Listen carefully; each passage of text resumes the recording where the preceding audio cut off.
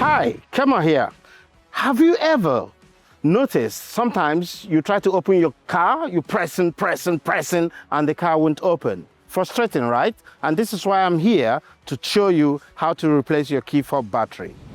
The key fobs comes in different types, variations, depending on the manufacturers. Now, in this case, this one is hidden under a cap, which you can just flip open with a tiny screwdriver, like I have here.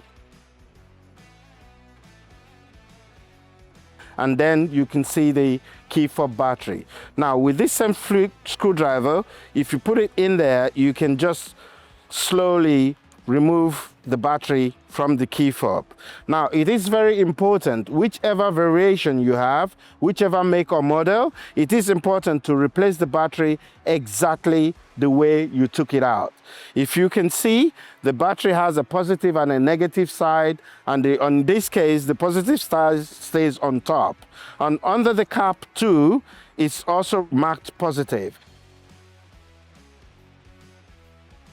All you do is take the new battery, put it back inside again, and clip it in. Make sure it's properly clipped, and then put the cover right back again and clip it also in to secure it. If you get stuck with it, please call Green Flag for further help. Job done. Hi, this is Kema. I'll try again. I'll try again. Green Flag.